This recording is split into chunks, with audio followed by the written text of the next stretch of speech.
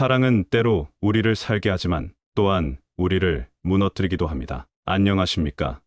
여러분의 좋은 친구 쿨라이프 TV입니다. 삶의 깊이를 되새기시는 어르신 여러분, 오늘은 독일 문학의 태양, 요한 볼프강 폰 괴테의 대표작 젊은 베르테르의 슬픔을 통해 청춘의 사랑과 열정, 고독과 절망, 그리고 삶의 본질에 대하여 함께 사유해보고자 합니다. 베르테르의 편지를 통해 펼쳐지는 이 이야기 속에는 한 인간의 순수한 마음과 격렬한 감정이 고스란히 담겨 있습니다. 젊음은 지나갔을지라도 우리 마음 속에는 여전히 그날의 떨림이 남아있지요. 자, 이제 괴테가 우리에게 건네는 슬픔의 편지를 함께 열어보겠습니다. 1. 베르테르의 첫 편지와 자연의 감흥. 소설은 주인공 베르테르가 친구 비렐름에게 보내는 편지 형식으로 진행됩니다. 첫 편지에서 베르테르는 자연에 깊이 감흥하며 시골 마을 바라임에 도착한 자신의 기쁨을 전합니다. 그는 말합니다. 아, 자연이여.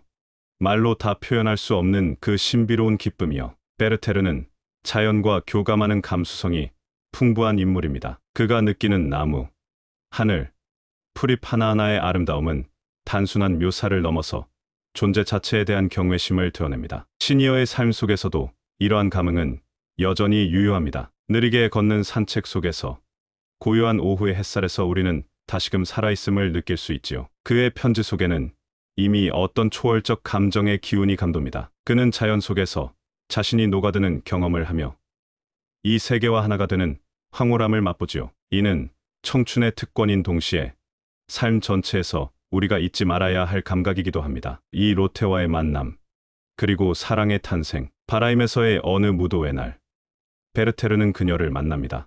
로테, 어머니를 잃고 동생들을 돌보며 누구보다 씩씩하고 아름다운 여인. 그녀를 처음 본 순간 베르테르는 그야말로 영혼이 흔들리는 감정을 느낍니다. 그의 편지는 점차 흥분과 열정의 문장으로 채워집니다. 로테의 말, 손짓, 미소 하나하나가 그의 세계를 뒤흔듭니다. 그러나 그 열정에는 이미 슬픔의 그림자가 드리워져 있습니다. 왜냐하면 로테는 약혼자 알베르트를 기다리고 있는 사람이기 때문이지요. 이 부분에서 괴테는 인간의 감정이 얼마나 이성의 장벽을 넘어서 흐를 수 있는가를 보여줍니다. 베르테르는 사랑을 멈출 수 없습니다. 그 사랑이 가능하든 불가능하든 그는 그녀를 사랑해야만 하는 사람입니다. 시니어의 사랑 역시 마찬가지입니다. 젊은 날의 격정은 옅어질 수 있어도 마음 깊은 곳에서 우러나는 사랑의 본질은 그대로이지요. 그리고 그 사랑이 반드시 이루어질 필요는 없습니다. 사랑하는 것 자체가 살아있음의 증거이기 때문입니다. 3. 열정과 절제,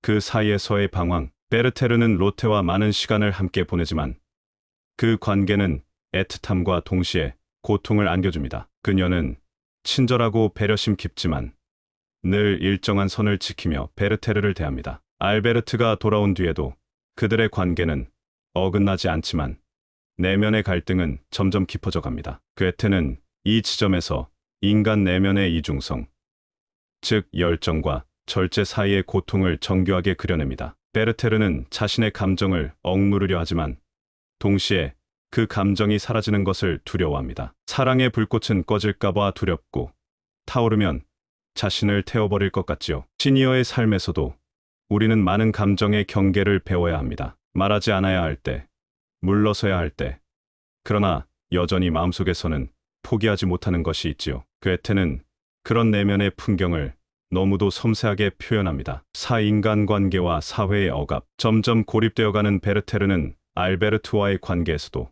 사회적 자리에서도 어긋납니다. 그는 상류층 모임에서 자신의 예민함과 격정을 숨기지 못하고 결국 배척당하지요. 괴테는 여기서 사회적 부조리와 감성적 인간의 부적응을 지적합니다. 베르테르는 이상과 현실 사이에서, 감성과 체면 사이에서 갈등하며 점점 외톨이가 됩니다. 그리고 그 외로움 속에서 그는 로테를 향한 감정을 더욱 절실하게 느끼게 되지요. 우리 모두는 인생의 어느 시점에서 타인에게 이해받지 못하고 사회의 틀 안에서 스스로를 잃는 경험을 합니다. 그럴 때 우리는 진짜 나를 어디에서 찾아야 할까요?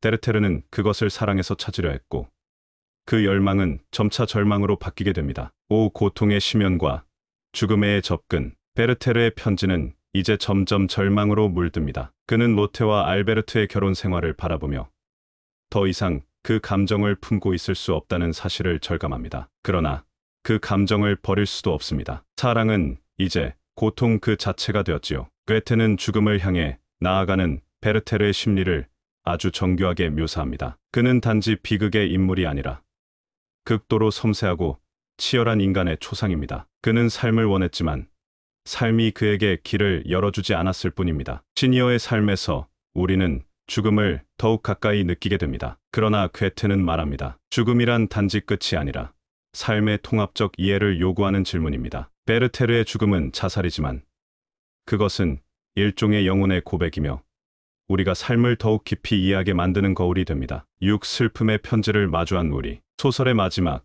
베르테르는 스스로 생을 마감합니다. 그는 알베르트에게 총을 빌려 자살하고 로테는 그 마지막 편지를 읽으며 무너집니다. 그 죽음은 하나의 개인적 비극이면서도 동시에 모든 감수성 있는 존재에게 던지는 질문입니다. 괴테는 이 소설을 통해 우리에게 말합니다. 슬픔은 단지 고통이 아니라 존재의 본질을 드러내는 빛이라고. 그리고 그 슬픔 속에서 우리는 진실을 마주하게 됩니다. 사랑이란 무엇인가? 나는 어떻게 살아왔는가? 내 감정은 나에게 어떤 의미였는가? 이 마지막 장에서는 시니어 여러분의 삶을 돌아보는 시간이 되기를 바랍니다. 청춘의 뜨거운 열정은 사라졌더라도 그 열정이 남긴 흔적은 여전히 마음 깊숙한 곳에서 울림을 주고 있습니다. 그리고 지금 우리는 그 베르테르의 슬픔을 통해 더 깊은 사랑과 삶의 의미를 발견하게 됩니다. 젊은 베르테르의 슬픔은 청춘의 비극적 사랑을 그린 작품이지만 그 속에는 시대와 나이를 초월하는 인간의 본질적인 고뇌가 담겨 있습니다. 사랑은 감정이기 이전의 존재의 중심이고 슬픔은 약함이 아니라 깊이 있는 삶의 증거입니다. 시니어 여러분, 당신도 누군가에게 베르테르였고 또 누군가에게 로테였을 것입니다. 그 기억과 감정이 지금의 당신을 만든 것입니다. 그리고 그것은 결코 헛되지 않았습니다. 오늘 우리가 괴테의 슬픔의 편지를 함께 읽은 것도 단지 문학의 향유가 아닌 삶의 격조를 높이기 위한 사유의 여정이었습니다. 지금까지 여러분의 좋은 친구 쿨라이프 TV와 함께 해주셔서 감사합니다. 여러분의 구독과 좋아요, 알림 설정은 큰 힘과 격려가 됩니다. 다음 시간에는 또 다른 고전과 함께 삶의 또 다른 진실을 찾아뵙겠습니다.